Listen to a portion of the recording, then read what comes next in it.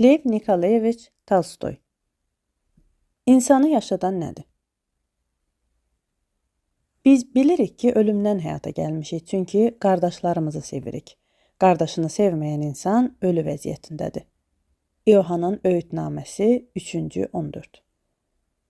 Özü firavanlıqda yaşaya-yaşaya ehtiyacdan boğulan doğma qardaşının üzünə qapısını bağlayan adamın qəlbində Allaha məhəbbət olarmı? 3-cü 17.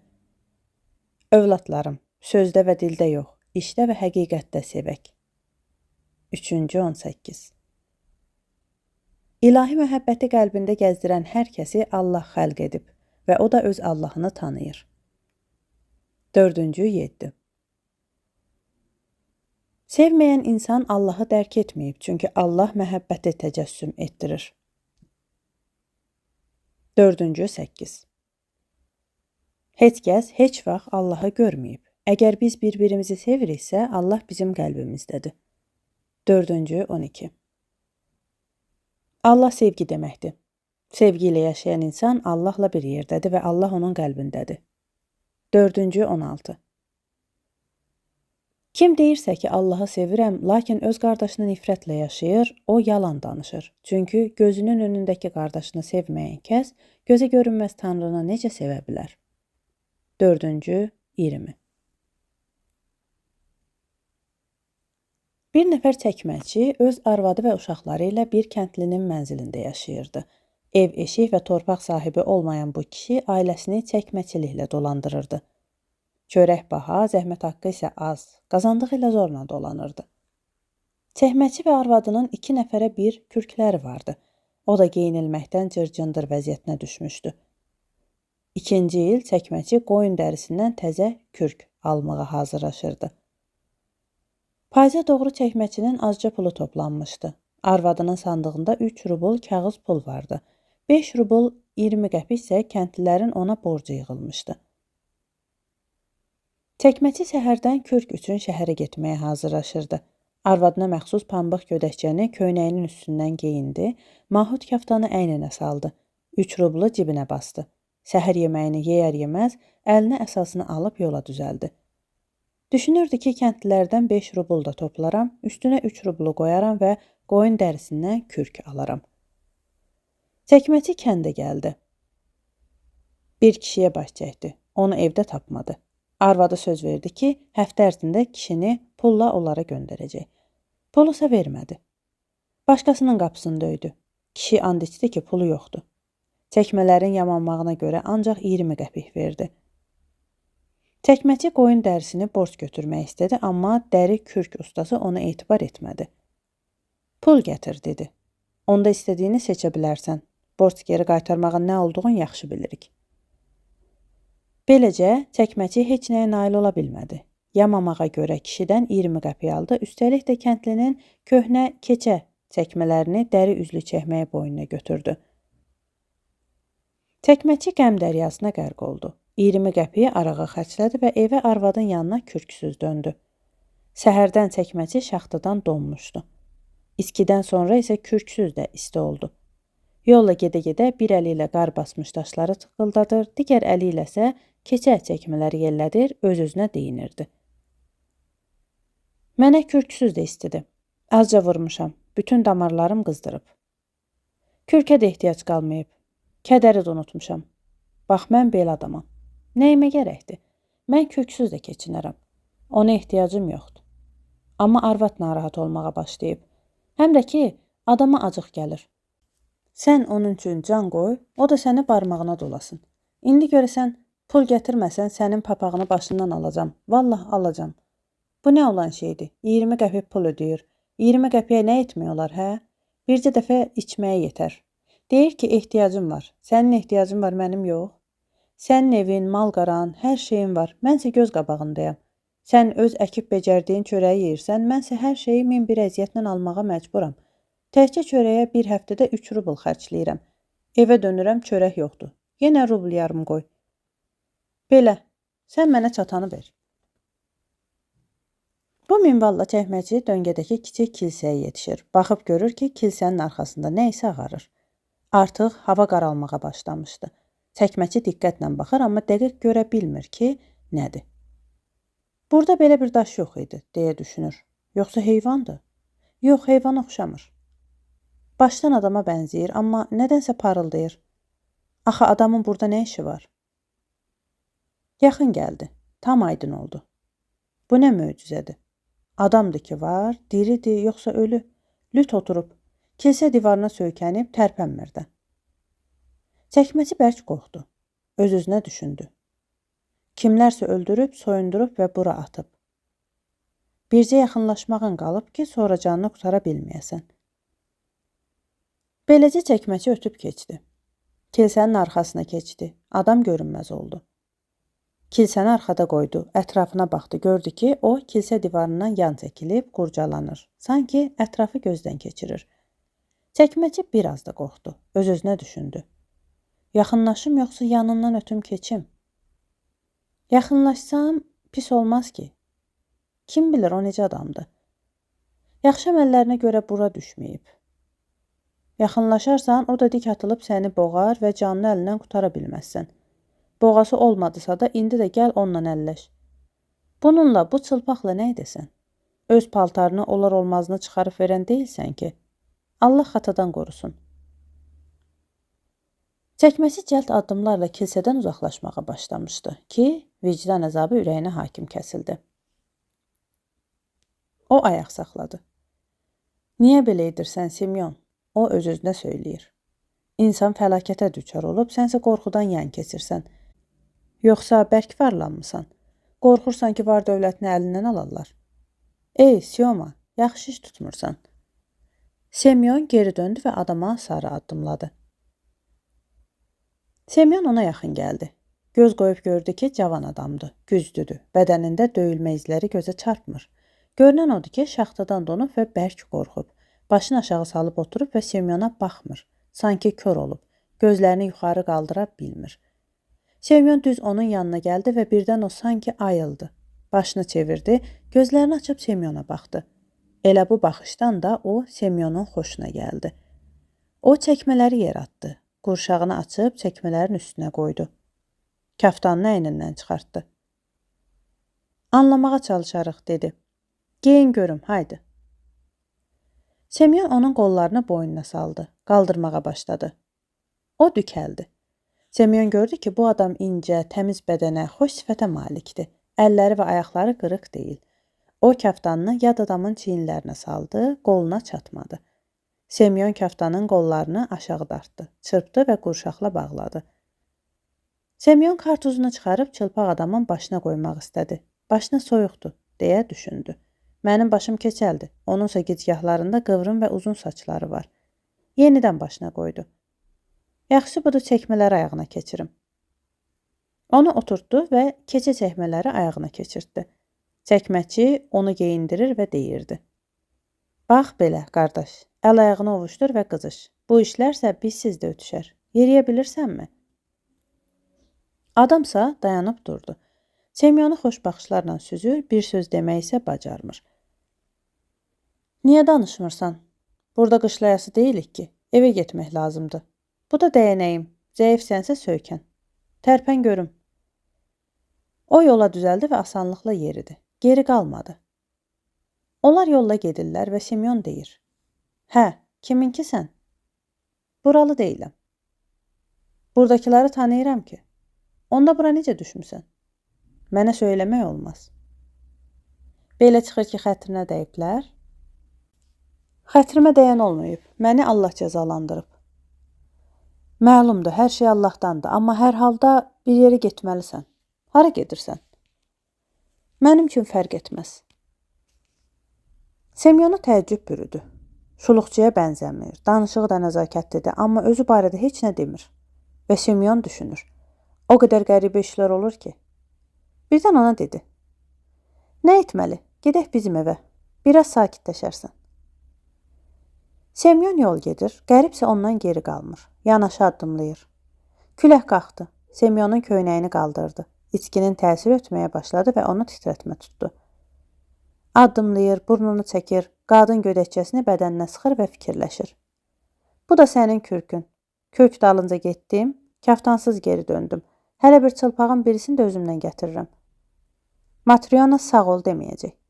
Matryonanı yadına salan kimi Semyonun qanı qaraldı. Qəribə dönüb baxan kimi də onun kilsə arxasından necə baxdığını yadına salır və ürəyi atlanırdı. Semyonun arvadı səhər tezdən yer yığış eləmişdi. Odun doğramış, su gətirmiş, uşaqlara yemək vermiş, ağzına bir loğma çörək alıb fikrə getmişdi. Düşünürdü ki, çörəyi nə vaxt pişirsin? İndi yoxsa sabah? Böyük bir çörək parçası qalmışdı. Düşünür ki, əgər Semyon orada nahar edəsi olsa, onda şam vaxtı çox da yeməz və çörək səhər yeməyinə də bəs edər. Matryona çörək parçasını o yana bu yana çevirdi və düşündü. İndi çörək pişirən deyiləm, onsuz da bir bişirimlik çörək qalıb, 5-ci günədək bir təhər çatdırarıq. O çörəyi yığışdırdı və ərinin köynəyini yamamaq üçün stolun yanında əyləşdi. Köynəyi tikə-tikə əri barədə düşündü. Görəsən, kürk üçün qoyun dərisini necə alacaq? Dəri satan onu aldatmasa yaxşıdır. Axı mənim ərim olduqca sadəlövdür. Özü heç kəs aldatmaz, onu isə körpü uşaqda suya susuz aparar, susuz da gətirər. 8 manat az pul deyil. Yaxşı kürk düzəltmək olar. Aşılanmış dərdən olmasa da hər halda kürkdür. Ötən qışı kürksüz necə də çapaladıq.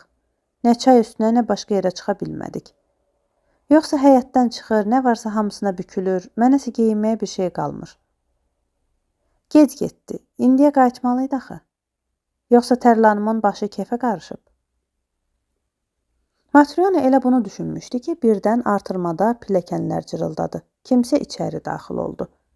Matryona iynəni yerinə sancdı. Artırmaya çıxdı. Gördü ki, 2 nəfər içəri girdi. Semyon və papaqsız, keçə çəkməli hansısa bir kişi. Ərindən çaxır iyi gəldiyini Matryona dərhal duydu. Hə, elədir ki var, keyflənib. Onu kaftansız, nazik gödəkçədə əli boş dinməz və sıxılan görüncə Matryonanın ürəyi qopdu. Pulları arağa verib, hansısa nadürüslə başına daş salıb, deyə düşündü. Hələ bir özü ilə kimsə sürüyüb gətirib. Matryona onları daxmaya buraxdı. Özü də arxalarınca içəri keçdi. Gördü ki, gələn yad adamdı. Cavan və arıqdı. Əynindəki kaftan da onlarınkidir. Kaftanın altında köynək görünmür. Başında papaq yoxdur. Girən kimi də duruxaraq dayanıb, baxışlarını yerə dikib. Və Matryonanı fikir basır. Yaxşı adam deyil. Qorxur. Matryona qaşqabaq töküb, peçə tərəf çəkildi, görsün ki, onlar nə istəyirlər. Semyon papağını çıxarıb skamyaya əyləşdi. Hə, Matryona, deyəsən, şam hazırlamaq vaxtıdır. Matryona burnunun altında nəsə donquldandı. Peçin yanında duran kimi tərpənməz olmuşdu. Gah ona, gah da o birisinə baxır və başını yelləməklə kifayətlənirdi. Semyon müşahidə edirdi ki, arvad özündə deyil, amma nə edəsən? Sanki heç nə görmürmüş kimi qəribin əlindən tutur və deyir. Əyləş, qardaş, şam edək. Qərib skamyaya əyləşdi. Yoxsa hazırlamamsan? Matryona cin atına mindi. Bişirmişəm, amma sənin üçün yox. Görürəm sən ağlını itirmisən. Kök dalınca getdin, köynəyini ditirdin. Hələ özünlə hansısa lüt bir səfil də gətirmisən. Mənim sizin kimi əyyaşlara veriləsi şam yeməyim yoxdur. Bəsdir, Matryona. Boş-boş çənə döyməyin nə mənası? Sən hələ bir soruş ki, necə adamdır? Söylə görüm, pulları neynəmsən? Semyon əlini cibinə saldı. Kağızı çıxarıb açdı. Pullar buradadır. Trifonovsa vermədi. Sabaha boyun oldu. Matryona biraz dözündən çıxdı. Kürk almamağı bəs deyil, sonuncu kaftanı da hansısa bir lütün əyninə taxıb və özü ilə gətirib. Kağızı masanın üstündən götürdü, gizlətməyə apardı və öz-özünə deyindi. Şam yeməyim yoxdur. Bütün çılpaq əyyaşları yedizdirmək mümkün deyil. Matryona, dilini saxla. Gör əvvəlcə nə deyirlər. Sərxoş axmaqdan ağıllı söz eşitməzsən. Əbəs yerə sən əyyaşa ərə getməmək istəmirdim ki. Anam mənə kiş vermişdi, içkiyə getdi. Kürk almağa getdin, o da elə. Semyon arvadına izah etmək istəyirdi ki, o yalnız 20 qəpiy içkiyə verib. Lakin Matryona ağzını belə açmağı ona macal vermir. Nə, necə oldu? 2 sözü birdən deyir. Arvad hətta 10 il bundan qabaq nə olduğunu belə yada saldı. Matryona danışdı, yerindən sıçrayıb Semyonun qoluna yapışdı. Gödəkçəmi ver görüm. Bircə o qalmışdı. Onu da əynimdən çıxarıb öz əyninə salmısan. Ver bura. Ala it, gülləyə gələsən. Semyon gödəkçəni çıxarmağa başladı. Qolunu çevirdi, arvad tutub dartdı, paltarın tikişi qaçdı. Matriona gödəkçəni əlinə alıb başına keçirdi və qapıdan yapışdı. Çıxmaq fikrində idi, amma ayaq saxladı. Yaman coşmuşdu. Acığını çıxartmaq, həm də bu adamın kimliyini bilmək istəyirdi. Matriona dayandı və dedi. Yaxşı adam olsaydı, lüt olmazdı. Əynində bircə köynək də yoxdur. Xeyirxah işdə alınca getmişdinsə, bu ədəbaza hardan gətirdiyini deyərdin. Axı sənə deyirəm ki, yolla gedirəm, görürəm ki, o kilsənin yanında lümlüt oturub, əməlli başlı donub qalıb. Axı yay deyil ki, çılpaq vəziyyətdə olasan. Allah məni ona rast gətirdi, yoxsa itib batardı. Hə, nə edəsən? Azmı belə işlər olur? Qolundan yapışdım, geyindirib bura gətirdim. Ürəyini toxtaqlıq ver. Günahdır, Matriona. Müvəqqətiyik bu dünyada. Matriona söymək istəyirdi, lakin qəribə baxıb sustu. Qərib skamyanın küncündə oturmaqdaydı. Tərpənmirdi. Əlləri dizlərinin üstündə, başı aşağı dikilmiş, gözləri yumulmuşdu və sanki nəsə onu boğurmuş kimi bürüşmüşdü. Matriona sustu və Semyon dedi. Matriona, yoxsa sənin Allahın yoxdur? Matriona bu sözü eşitdi. Qəribə bir də baxdı və birdən ürəyi yumşaldı. Qapıdan çəkildi. Peç qoyulan küncə çəkildi və şam hazırladı. Fincanı stola qoydu, kıvaç süzdü, son tikəni ortaya qoydu. Bıçaq və çəngəl gətirdi. Yeyin də, dedi. Semyon qəribi stola doğru çəkdi. Semyon çörəyi kəsdi və doğradı. Şam eləməyə başladılar. Matriona isə stolun küncündə əyləşdi. Əlinə dirəyib qəribi süzdü. Matrionanın qəribə rəhmi gəldi və qəlbində ona qarşı məhəbbət oyandı. Birdən qərib şadlandı. Daha sıxılmadı. Baxışlarını Matrionanın üzünə dikdi və gülümsündü. Şam etdilər. Qadın stolu yığışdırdı və qəribi sorğu-suala tutdu. De görüm, kimlərdənsən? Buralı deyiləm. Bəs yola necə gəlib düşdün? Bunu mənə demək olmaz. Kim səni soydu? Məni Allah cəzalandırdı. Beləcə çılpaq vəziyyətdə uzanmışdın? Elə beləcə, çılpaq uzanıb qalmışdım, donmuşdum. Semyon məni gördü, yazığı gəldi. Kəftanını çıxarıb mənə geyindirdi və bura gəlməyimi buyurdu. Allah sizə nicat versin. Matriona yerindən qalxdı. Pəncərə qarşısından Semyonun nimdaş köynəyini götürdü. Həmin o pulunu ödədiyi köynəyi qərbə verdi, şalvar da tapıb gətirdi ona. Götür görüm, baxıram ki, köynəyin də yoxdur. Geyin, harda xoşun gəlir uzan. Xorun, ya peçin üstündə. Qərib kaftanı çıxartdı, köynəyi və şalvarı geydi. Xorun üstündə uzandı. Matriona işığı söndürdü. Kaftana bürünüb yatağa ərinin yanına soxuldu. Matriona başını kaftanın altına salıb uzanır və gözünə yuxu getmir. Qərib elə hey fikrindən çıxmır. Qəribin son tikəni yediyi və sabaha çörək qalmadığı, ərinin köynək və şalvarını ona verməyə yadına düşən kimi qanı qaralırdı. Amma onun necə gülümsədiyini xatırladıqca ürəyi atlanırdı. Matrionanın gözünə uzun müddət yuxu getmədi və duyur ki, Semyon da yatmır. Kaftanı üstünə dartır. Semyon, nədir? Axı sonuncu tikəni yedi. Mənsə xəmir yoğurmamışam. Sabaha nə edəcəyimizi bilmirəm. Kirvəmiz Malanyadan nəsə xahiş edərəm. Yaşayacağıq, tox olacağıq. Arvad uzandı və sustu. Görünür yaxşı adamdı, lakin özü barədə bir söz demədi. Görünür olmaz. Siyom, hə, biz veririk, bəs bizə niyə heç kim heç vermir? Semyon nə deyəcəyini bilmirdi. Söylədi. Danışarıq da. Çevrildi və yuxuya getdi. Semyon tezdən oyandı. Uşaqlar yatırlar. Arvad qonşulardan çörək borc almağa gedib. Təkcə dünənki qərib əynində nimdaş şalvar və köynək skamyada əyləşib göyə baxır. Dünənki ilə müqayisədə onun gözləri daha parıltılıdır. Və Semyon söyləyir. Hə, əziz kəllə. Qarın çörək istəyir, çılpaq bədənsə paltar. Özünü yedizdirmək lazımdır. İşləmək bacarırsanmı? Mən heç nə bacarmıram. Semyon təəccübləndi və dedi. Həvəs gərəkdir. İnsan hər şeyə qadirdir. İnsanlar işləyirlər, mən də işləyəcəm. Adın nədir? Mixail.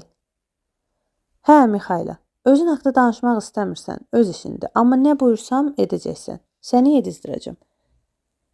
Allah səni qorusun. Mən də öyrənəcəm. Göstər nə eləməliyəm.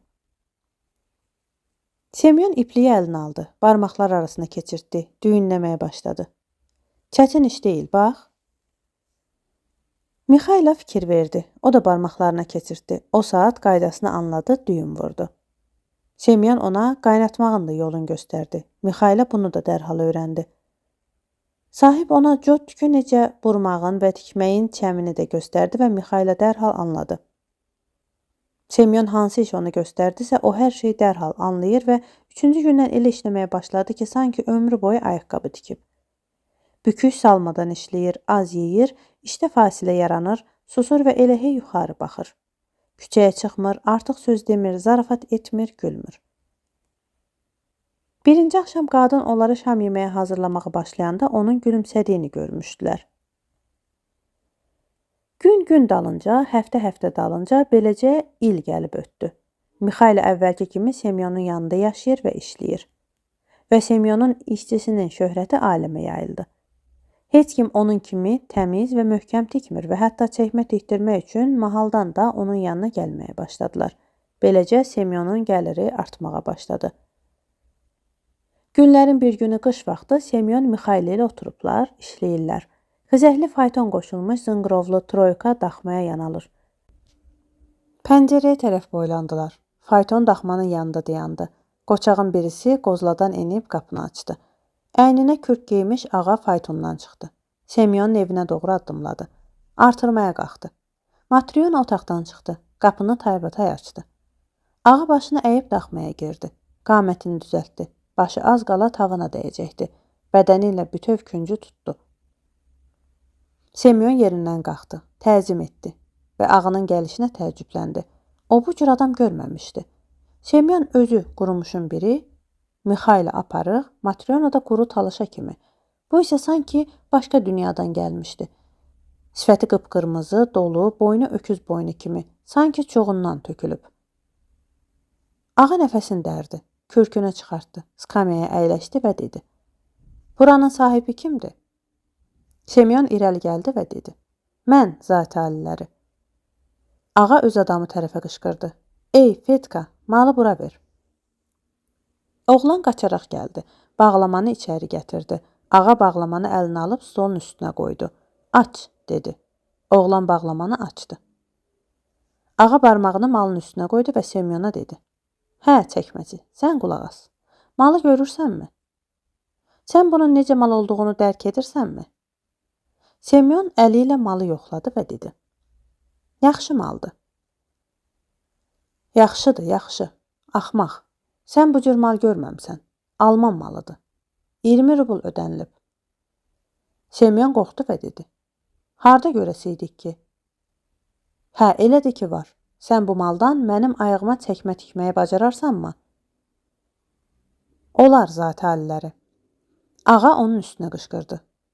Necə yəni olar? Sən kim üçün tikdiyini və hansı maldan tikdiyini dərk elə. Mənə elə çəkmə tik ki, bir il getsin, əyilməsin, cırılmasın.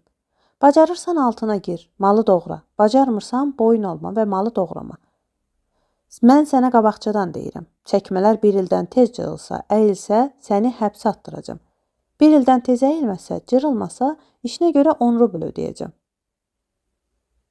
Semyon qorxuya düşdü və bilmir ki, nə desin. Dönüb Mixaylaya baxdı. Dirsəyi ilə onu dürtmələdi və pıçıldadı. Götürünmü? Mixayla başını yellədi. Yəni, işi qəbul et. Semyon Mixaylanın məsləhətini əməl etdi. Deyilən kimi il ərzində əyilməyəcək, cırılmayacaq çəkmələri tikməyə boyun oldu. Ağa oğlanı səslədi. Sol ayağındakı çəkməni çıxarmağa əmr etdi. Ayağını uzatdı. Ölçünü götür. Semyon 10 verşok ölçüdə kağızı tikdi, ütülədi, diz çöktü. Əlini yaxşı-yaxşı önlüyünə sildi ki, ağanın corabını batırmasın və ölçünü götürməyə başladı. Semyon altlığı ölçdü, tabanın ölçüsünü götürdü, baldırların ölçüsünü götürmək istəyirdi, amma kağız ucuca gəlmədi. Baldırlar kötük kimi qalın idi. Bax ha, çəkmənin boğazını körlama, dedi ağa.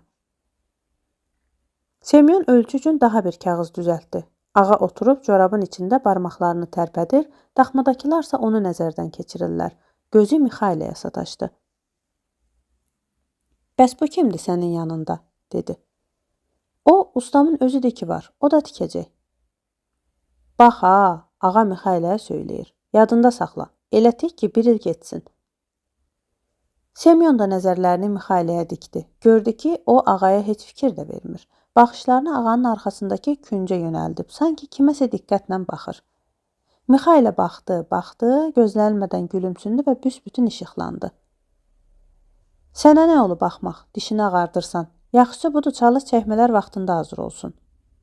Və Mixailə dedi, elə vaxtında çatacaq. Elə də lazımdır, ağa dedi. Ağa çəkməsini kürkün geydi və qapıya tərəf addımladı. Amma əyilməyi unutdu. Başı qapının üstünə dəydi. Ağa bərk deyindi. Başını silib faytona əyləşdi və çıxıb getdi. Ağa yola düşəndən sonra Semyon dedi. Çaxmaq daşıdı ki var. Bunu gürzlə də öldürə bilməzsən. Başı ilə qapısının taxtasını yerindən oynatdı. Keyfi belə pozulmadı. Matryonasa söyləndi. Bu cür yaşayışla onlar necə kök olmasınlar? Bu cür pərçimlənmişə ölüm də yaxın durmaz. Semyon Mixailəyə deyir. İşi götürməyinə götürdü. Necə edək ki, işə düşməyək? Mal bahalı maldı. Ağası acıqlıdır. Səhv etməsək yaxşıdır. Bax görüm, sənin gözün mənimkindən itidir. Əlinin səriştəsi də mənimkindən artıq olub. Ölçünü al görüm. Malı biç. Mən isə çəkmələrin üzlüyünü tikib tamamlayaram. Matryona yaxın gələrək Mixailanın necə biçməsinə baxır və onun nə etdiyinə təəccüblənir. Matryona da çəkməsi işinə vərdiş edib baxır və görür ki, Mixailə malı çəkmək üçün biçmir. Dairəvi hissələrə bölür. Matryona demək istəyirdi, amma öz-özünə düşünür. Görünür, ağa üçün çəkmənin necə tikildiyini qanmadım. Görünür, Mixailə daha yaxşı bilir, mane olmayım. Mixailə bir cüt ayaqqabı biçdi, ucluğu tutdu və çəkmədə olduğu kimi 2 ucluqlu yox, başmaq tikirmiş kimi bir ucluqlu ayaqqabı hazırlamağa başladı. Matryona buna da təəccübləndi, amma mane olmadı. Mixailasa elə hey tikir. Günorta yeməyinə döndülər. Semyon da gəldi, baxıb gördü ki, Mixailə ağanın malından başmaq tikib. Semyon birdən partladı. Bu necə oldu ki, Mixailə bir il işlədi, bircə kərə də çaşmadı. İndi isə bu cür müsibət törətdi. Ağa uzunsov boğazlı, haşiyəli çəkmələr sifariş etmişdi, o isə altlıqsız başmaq tikib. Materialı korlayıb. İndi mən ağa ilə necə hesablaşacam? Belə mal tapmazsan. Və o Mixailəyə deyir. Bu nə olan işdir, əziz, ağıllım? Başıma niyə bu işi gətirdin? Başımı kəstin. Axı ağa çəkmə sifariş vermişdi, bəs sən nə tikdin, hə? O bu sözləri Mixailəyə söyləməyə başlamışdı ki, birdən qapı halqası çırpıldı. Kimsə qapını döyürdü. Pəncərəyə baxdılar. Kimsə çaparaq gəldi. Atın yüyənini bağlayır. Qapını açdılar. Ağa ilə gəlmiş həmin o cavan oğlan içəri girdi. Salam. Salam, nə lazımdır? Hə, xanım çəkmələrlə bağlı göndərdi. Çəkmələrə nə olub? Çəkməyə nə olacaq? Ağaya çəkmələr lazım olmadı. Ağa dünyasını dəyişdi. Sən nə deyirsən? Sizdən çıxıb faytondaca keçindi. Fayton evə yanaldı. Düşürtməyə çıxdılar, o isə 10 küçəsi kimi aşıb düşdü. Artıq qacımışdı. Faytondan güclə dartıb çıxartdılar. Və xanım da göndərdi, deyir, sən çəkməciyə de ki, ağa yanınızda olub çəkmə sifariş verib və burada material qoyub. Belədir, çəkmə lazım deyil. Cəld həmin materialdan ölü üçün başmaq tiksin. Hazır olana dək gözlə və başmaqları özündən gətir. Budur, gəlmişəm. Mixailə stolun üstündən materialın doğranmış parçalarını götürdü. Bürmələdi. Hazır başmaqları götürdü, bir-birinə çırpdı, döşlüyünə sildi və oğlana verdi. Oğlan başmaqları götürdü. Ağalar, sağlıqla qalın. Allah xeyir versin. 1 ildə ötdü. 2 ildə. Artıq 6-cı ildir ki, Mixailə Semyonun yanında yaşayır. Əvvəlki qaydada yaşayır. Heç yeri getmir, artıq söz danışmır. Bütün bu müddət ərzində yalnız 2 dəfə gülümsünüb. Birinci dəfə ev sahibəsi ona şam yeməyi verəndə, ikinci dəfə ağaya. Semyon öz işçisinə çox da fərəhlənmir. Hardan gəlib, harı getdiyini bir daha soruşmur. Bircə qorxduğu odur ki, Mixayla onu tərk etməsin. Bir dəfə evdə oturublar. Ev sahibəsi çuğun saplıcanı peçə qoyur, uşaqlar o skamyadan bu skamyaya atılırlar, pəncərəyə baxırlar. Semyon bir pəncərə qarşısında ayaqqabı tikir, Mixayla isə o biri pəncərə qabağında daban taxır. Oğlan skamyanın üstü ilə Mixaylaya tərəf qaçdı. Onun çiyninə söykəndi və pəncərəyə baxmağa başladı. Mixayla əmi, baxsana, deyəsən, tacir arvad qızları ilə bizim evə tərəf gəlir. Qızlardan biri də axsaqdır. Oğlan bunu deyər deməz, Mixayla əlindəki işi tulladı, pəncərəyə tərəf döndü, küçəyə baxdı. Semyonda təəccüb bürüdü. Axı Mixayla heç vaxt küçəyə baxmır. İndi isə pəncərəyə yapışıb, nəyisə nəzərdən keçirdir. Semyon da pəncərədən baxdı. Gördü ki, doğrudan da qadın onların həyətinə doğru gəlir. Tərtəmiz geyinib, əyinlərində kürk, başlarında xalçaya bənzər yaylıq iki qızcığazın əlindən tutub gəltirir. Qızlar iki alma kimi bir-birinə bənzəyir, seçmək mümkün deyil. Ancaq qızın birinin ayağı xarabdır, axsaya-axsaya yeriyir. Qadın artırmaya qalxdı, əli ilə qapını yoxladı, dəstəyi üzünə tərəf çəkib açdı. İki qızı özündən əvvəl içəri buraxdı və daxmaya girdi. Salam ev sahibləri. Buyurun keçin, nə lazımdır? Arvad stola yaxın əyləşdi. Qızlar onun dizlərinə sıxıldılar. Adamlardan qorxurdular. Qızcığazlara yay üçün dəri ayaqqabı tikdirmək lazımdır. Qoy olsun, mümkündür.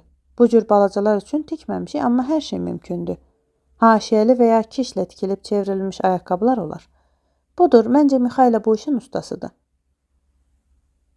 Semyon Mixaylaya nəzər saldı və gördü ki, Mixayla işi atıb oturub, qızlardan gözün çəkmir. Semyon Mixaylaya təəccübləndi. Düşündü ki, qızcığazlar doğrudan da gözəldir. Qara göz, topbuş, alyanaq, əyinlərindəki kürk və yaylıqlar da gözəl. Bununla belə Mixaylanın özünü bu cür aparması ona çatmır. O qızcığazları elə nəzər yetirir ki, sanki onları tanıyır. Semyonu maraq bürüdü və o, qadınla söhbətə girişdi. Sövdələşməyə başladı. İşin altına girdi, ölçü götürdü. Qadın axsaq qızı dizləri üstə qaldırıb dedi. Bax, bu qızcığazdan 2 ölçü götür. Əyri ayağına bir ayaqqabı tik, düzə 3-ünü. Onların ayaqları eynidir. Birininki o birinkindən fərqlənmir. Əkizdilər. Semyon ölçü götürdü və axsaq qız barəsində dedi. Nədən bu cür olub? Belə qəşəng baladır, anadan gəlmə belədir? Yox, anasının altında qalıb. Matriyona söhbətə qarışdı. O da bilmək istəyir ki, bu qadın kimdir, uşaqlar kimindir və soruşur. Siz onların anası deyilsiniz? Yox, nə anaları, nə də doğmalarıyam. Tam özgəninkidirlər. Övladlığa götürmüşəm. Öz balaların deyirlər, amma necə də yazığın gəlir. Necə yazığım gəlməsin? Onların hər ikisini öz südümlə böyütmüşəm. Öz uşağım vardı, Allah əlimdən aldı. Ona bunlar qədər canını yandırmırdım. Bəs kiminkilərdir? Qadının ağzı qızışdı və danışmağa başladı. Bu iş 6 il əvvəl olub, dedi. Onlar bir həftə içində yetim qaldılar. Atanı çərşənbə axşamı dəfn etdilər, anası cümə günü öldü. Atalarının ölümünün 3-cü günü onlar da anadan məhrum oldular. Bu vaxtlar mən ərimlə Kəndistanda yaşayırdım. Qonşu idi, yan-yana yaşayırdıq. Ataları kimsəsiz bir adam idi, meşədə işləyirdi. Bir gün ağacı üstünə aşırtdılar. Onun bədəni boyu tutmuş, basıb içalatını çıxartmışdı. Güclə evə çatdırdılar, canını Allaha tapşırdı. Elə həmin həftə ərzində arvadı, əkizləri, bax bu qızları doğdu. Kasıbçılıq, tənhalıq, qadın köməksiz qalmışdı. Qocadan, cavandan bir kəsi yox idi. Tək tənha doğdu, tək tənha da canını tapşırdı. Səhər tezdən qoşuya baş çəkməyə getdim. Daxmaya girirəm, o isə ürək xəstəsi, artıq donub qalıb. Ölüm ayağında qızın üstünə yıxılıb. Bax, bunu altında qoyub. Uşağın ayağı dartılıb. Cəmaat yığıldı, yuyub təmizlədilər, tabutu düzəltdilər, dəfn etdilər. Xeyirxah adamlar hər şeyi öhdələrinə götürdülər. Qızcığazlar kimsəsiz qaldılar. Onları hara verəsən? Qadınlar içərisində südəmər uşaqlı tək mən idim. İlk oğlumu 8-ci həftə idi yedizdirirdim. Bir müddətə onları da özümə götürdüm. Kəndlər yığışdılar. Onları hara vermək barədə çox fikirləşdilər və budur, mənə deyirlər. Maria, hələlik qızcığazları yanında saxla, bizə vaxt ver, görək nə düşünürük. Mənsə ayağa düz olana bir kərə döşümü verdim. Bu tapdalanmışı isə yedizdirmədim. Fikirləşdim ki, sağ qalmayacaq. Öz-özümə də düşünürəm ki, bu mələk bala niyə donub qalıb? Ona da yazığım gəldi. Yedizdirməyə başladım. Bir özümünkünü, iki də onları. Cavan idim, güc vardı, yemək də yaxşı idi. Allah o qədər süd verirdi ki, bəzən artıq da olurdu. İkisini yedizdirirəm, olurdu ki, üçüncüsü gözləyir. Qızların biri qopur, üçüncü uşağı əlimə alıram. Allah elə gətirdi ki, bu qızları yedizdirib böyütdüm, özümünkünü isə 2-ci il bastırdım. Daha Allah uşaq vermədi. Bərəkət artmağa başladı. Bax budur, indi dəyirmanda tacirin yanında yaşayırıq. Məvacib böyük, dolanışıq yaxşı, uşaqsa yoxdur. Bu qızlar olmasaydı mən tək necə yaşayardım? Bunları necə sevməyim? İndi isə həyatımın mənası olardı. Qadın bir əli ilə axsaq qızı özünə sıxdı. O bir əli ilə isə yanağından axan göz yaşlarını silməyə başladı. Matrona da ah çəkdi və dedi. Görünür, atalar sözü elə belə deyilməyib. Atasız, anasız yaşamaq olar, Allahsızsa yaşamaq olmaz.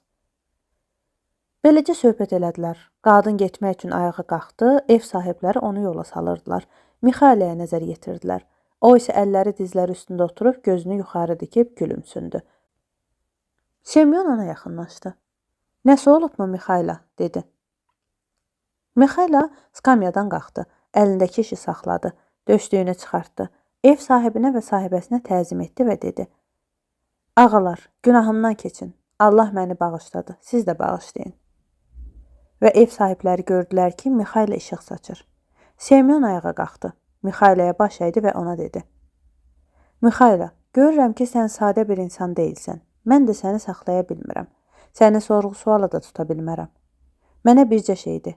Səni tapıb evə gətirəndə qaşqabaqlı idin və arvad sənə şam yeməyi verən zaman nədən onun üzünə baxıb gülümsündün və elə o vaxtdan daha da işıqlı oldun. Sonra ağa çəkmələr sifariş verəndə niyə ikinci dəfə güldün və o vaxtdan sifətin daha da nurlandı. İndi isə qadın qızcığazları bura gətirəndə sən üçüncü dəfə güldün və başdan ayağa nura qərq oldun. Mixayla, de görüm nədən belə nur saçırsan və nə səbəbdən 3 kərə güldün? Mixayla dedi. Ona görə nur saçıram ki, mən cəzalandırılmışdım. İndi isə Allah məni bağışladı. Ona görə 3 kərə güldüm ki, mən 3 Allah kəlməsinin mənasını dərk etməli idim. Mən də Allah kəlmələrinin mənasını anladım. Sənin arvadının mənə rəhmə gələndə mən bir kəlməni dərk etdim və ona görə ilk dəfə gülümsündüm. Varlı çəkmə sifariş edəndə ikinci kəlmənin mənasını anladım və növbəti dəfə güldüm. İndi isə qızcığazları görəndə sonuncu kəlməni dərk etdim və üçüncü kərə gülümsündüm. Semyon dedi. Mixayla, de görüm, Allah nəyə görə səni cəzalandırmışdı və dediklərin hansı Allah kəlmələridir? Onları mənim bilməyim vacibdir. Mixayla söylədi. Allah məni ona görə cəzalandırdı ki, sözündən çıxdım. Mən göydəki mələklərdən biri idim və Allahın sözündən çıxmışdım. Mən göydə mələk idim və Allah məni bir qadının canını almağa göndərdi. Yerə indim. Gördüm ki, arvad uzanıb xəstədir. Əkiz uşaqlar 2 qız doğub. Qızcığazlar analarının yanında qımıldanırlar və ana onları döşünə götürə bilmir. Arvad məni gördü və anladı ki, Allah onun canını almağa göndərib. Ağladı və dedi. Allahın mələyi, indicə ərimi dəfn ediblər. Meşədə ağac altında qalıb. Nə bacım, nə xalam, nə nənəm var. Yetimlərimi böyüdəcək kimsəm yox. Canımı alma. Uşaqlarımı yedizdirməyə, ayaq üstə qoymağa mənə macal ver. Uşaqlar anasız, atasız yaşaya bilməzlər. Və mən də ananın sözünə baxdım. Qızın birini ananın döşünə qoydum, digərini qucağına verdim və Allahın dərgahına yollandım. Allahın yanına uçub gəldim və dedim. Mən Zahının canını almağı bacarmadım. Ata ağac altında qalaraq ölüb, ana əkiz uşaqlar doğub və yalvarır ki, canını almayım. Uşaqlara süd verməyə, yedizdirməyə, onları ayaq üstə qoymağa macal ver. Uşaqlar anasız, atasız yaşaya bilməzlər. Və Allah buyurdu. Get, Zahının canını al. O zaman 3 kəlmənin mənasını dərk edəcəksən. Biləcəksən ki, insanlarda nə var, insanlara nə verilməyib və insanları yaşadan nədir? Nə vaxt öyrənərsən, onda göyə qaydarsan. Geri yerə uçdum və Zahının canını aldım. Körpələr ana döşündən aralandılar. Cansız bədən çarpayıya düşdü. Qızcığazın birini bastı, ayağını dartdı. Kəndin üzərinə qalxdım. Ruhu Allaha aparmaq istədim. Külək məni ağzına aldı. Qanatlarım quruyaraq qopub düşdü və ruh özü Allahın dərgahına yollandı. Mənsə yolun yanında torpağa düşdüm. Və Semyonla Matriona kimi geyindirib yedizdirdiklərini, kimin onlarla birgə yaşadığını anladılar. Qorxu və sevincdən göz yaşları axıtdılar. Və mələk söylədi. Mən çöldə tək və çılpaq qaldım. Əvvəllər mən insanın nəyə ehtiyacı olduğunu, soyuğun, aclığın nə olduğunu bilmirdim və insan oldum. Bərk acdım, doydum və nə edəcəyimi bilmirdim. Görürdüm ki, çöldə Allah evi, kilsə var. Allahın evinə yanaşdım. Orada gizlənmək istədim. Kilsə kilitlə bağlanmışdı, girmək mümkün deyildi. Və mən də küləkdən qorunmaq üçün kilsənin arxasında oturdum. Axşam düşdü. Bərk acdım, dondum və möhkəm xəstələndim. Birdən duydum, yolla insan gəlir. Əlində çəkmə aparır, öz-özünə danışır. Və mən insan olduğum zamandan ilk dəfə ölümə məhkum insan sifəti gördüm və bu sifət mənə qorxunc gəldi. Üzümü ondan çevirdim. Və bu adamın öz-özünə danışdığını, ondan öz canını qışın soyuğundan necə qoruyacağını, arvət və uşaqlarını nə ilə yedizdirəcəyini eşitdim. Və düşündüm. Mən soyuqdan və aclıqdan məhv oluram. Budur. Bu gələn adamı da narahat edən bir cördür ki, özünü və arvadını soyuqdan kürklə necə qorusun və hardan çörək tapsın. Ona kömək edə bilmərəm. İnsan məni gördü, qaş-qabağını tökdü, biraz da qorxunc oldu və yanımdan ötüb keçdi. Və mən qüssələndim. Birdən eşitdim ki, insan geri döndü. Mən ona nəzər yetirdim və bayaqki adam olduğunu gördüm. Biraz əvvəl sifətindən ölüm saçırdı, indi isə şux görünürdü. Və mən onun çöhrəsində Allahı tanıdım. O mənə yaxınlaşdı, məni geyindirdi, götürüb evinə apardı. Mən onun evinə gəldim. Arvadı qarşımıza çıxdı və danışmağa başladı.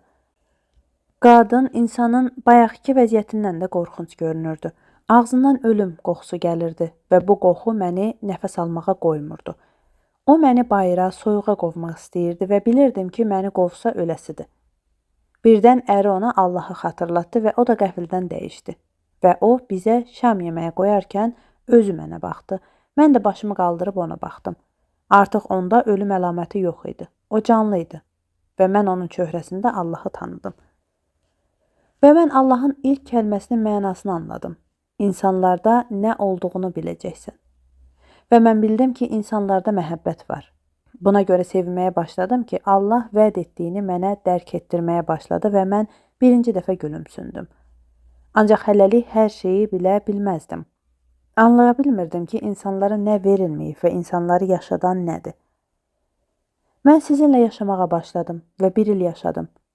Və bir nəfər gəldi ki, elə çəkmələr sifariş versin ki, onlar 1 il getsin, cırılmasın və əyilməsin. Başımı qaldırıb ona baxdım və birdən onun çiyinlərinin arxasında öz yoldaşımı, ölüm mələyini gördüm. Məndən savayı heç kəs bu mələyi görmədi. Mənsə onu tanıdım və anladım ki, günəş qüruba enməmiş varlının canı alınacaq. Və düşündüm. İnsan 1 illik tədarük görür, amma bilmir ki, axşama dək yaşamayacaq. Və mən Allahın digər sözünü xatırladım. İnsanlara nə verilmədiyini öyrənəcəksən. İnsanlarda nə olduğunu mən artıq bilirdim. İndi isə insanlara nə verilmədiyini öyrəndim. Öz bədənləri üçün onlara nə lazım olduğunu bilmək insanlara verilməyib. Mən növbəti dəfə gülümsündüm. Sevindim ki, öz yoldaşım mələyi gördüm və bir də ona görə ki, Allah digər sözü mənə anlattı. Lakin mən hər şeyi dərk edə bilmirdim. Onu dərk edə bilmirdim ki, insanları yaşadan nədir. Mən yaşamaqda davam edirdim. Və gözləyirdim ki, Allah son kəlməni mənə nə vaxt anladacaq. Və 6-cı il əkiz qızcığazlar qadınla peyda oldular və bu qızların necə sağ qaldığının şahid oldum. Anladım və düşündüm. Ana uşaqlarına görə xahiş etdi və mən ona inandım. Düşündüm ki, uşaqlar keçinə bilməzlər. Ancaq budur. Özgə bir qadın onları yedizdirdi və böyütdü. Və qadın özgə uşaqlarına görə mütəəssir olub ağlayanda mən bu qadında canlı Allahı gördüm. Və insanların nədən canlı olduğunu anladım. Və dərk etdim ki, Allah son kəlməni mənə açdı və məni bağışladı. Mən 3-cü dəfə gülümsündüm. Və mələyin bədəni çılpaqlandı. O büsbütün nura elə qərq oldu ki, gözlə ona baxmaq mümkünsüzdür. və o elə ucadan danışmağa başladı ki, sanki səs onun içindən yox, səmalardan gəlirdi. Və mələk deyirdi: "Öyrəndim ki, hər bir kəsi yaşadan özü barədə qayğılanması yox, məhəbbətdir." Ana onu bilə bilməzdi ki, yaşamaq üçün onun uşaqlarına nə lazımdır. Varlı da bilə bilməzdi ki, onun özünə nə lazımdır. Və heç bir kəs bilə bilməz ki, canlıya çəkmə yoxsa axşama doğru ona ölü üçün başmaq lazımdır. İnsan olanda ona görə sağ qalmadım ki, özüm barədə hər şeyi götür-qoy edirdim. Məni yaşadan o oldu ki, yanımdan ötüb keçən insanda və onun arvadında məhəbbət vardı. Onların mənə rəhmi gəldi və məni sevdilər. Yetimlər də onlar barəsində düşünüldüyünə görə yox, özgə qadının qəlbində məhəbbət olduğuna görə sağ qaldılar. Onun qızcığazlara rəhmi gəldi, onları sevdi. Və bütün insanlar ona görə canlı deyirlər ki, gecə-gündüz özləri barədə düşünürlər. Onları yaşadan məhəbbətdir. Mən əvvəllər bilirdim ki, Allah insanlara həyat verib və istəyir ki, onlar yaşasınlar. İndi isə başqa bir şeyi də anladım. Mən dərk elədim ki, Allah insanların ayrılıqda yaşamasını istəmir və sonra onlara insanların hər birinə nə lazım olduğunu açmadı. İstədi ki, onlar birgə yaşasınlar və sonra onların hər birinə və hamıya nə lazım olduğunu anlatdı. İndi anladım. İnsanlara elə gəlir ki, onları canlı edən özləri barədə düşünmələridir. Ancaq onlar eyni bir məhəbbətlə yaşayırlar. Kim ki bu məhəbbətin içindədir, o Allahın himayəsindədir. Çünki Allah məhəbbət deməkdir. Və mələk Allahı məth etməyə başladı. Onun səsindən bütün daxma titrədi.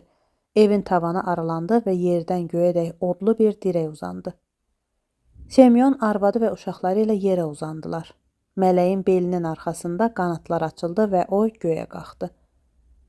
Və Semyon ayılıb özünə gələndə daxma əvvəlki tək dayanıb dururdu. Artıq daxmada ailə üzvlərindən başqa kimsə yox idi.